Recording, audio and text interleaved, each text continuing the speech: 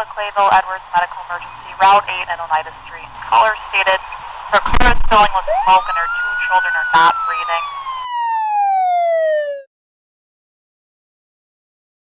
breathing. My name is Joe Inglis. I'm chief of the Clayville Fire Department. We were established in 1908. We've got approximately 50 members now, all volunteer. We cover the village of Clayville, which is 400 residents, and we cover another 2,700 residences, I believe, in the protection district of the town of Paris. We run between 100 and 130 calls a year. A lot of mutual aid because a lot of our neighbors don't have much for manpower, so we tend to supply that for everyone. I joined the fire department in February of '89. That was when I was voted in because we take junior members 16 years old, I think. Family structure has had a big impact on what we are today. Most of my family's been in the fire department. Basically, the fire department has a long-lasting history of two families here, the Ribbs and the Inglis's. In late 60s, early 70s, my grandfather was the fire chief here. My father was chief, Wayne, for 21 years. You know, he loved the job. He still loves the job. I did appoint him as a safety officer, so he's not getting out of it that easy. And now I'm the chief. My brother's my deputy chief.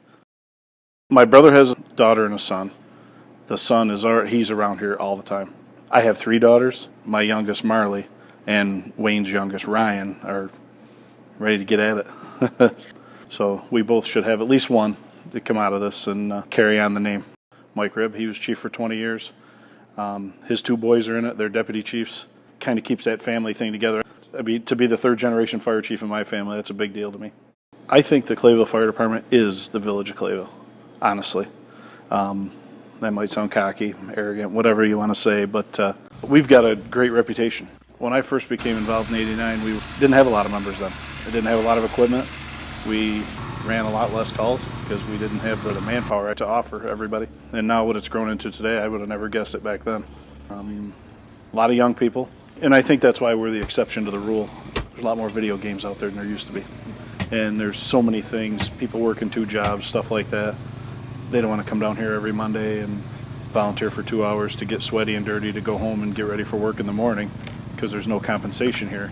It takes a special person to want to do it, and we've, for some reason, we're acquiring a lot of them. We went to an MVA in Sequoia the other night. A car hit a pole. They wanted an engine and manpower, and we responded 28 guys. That's unheard of around here, especially a small department like us. None of our officers are uneducated, so it's great to have that.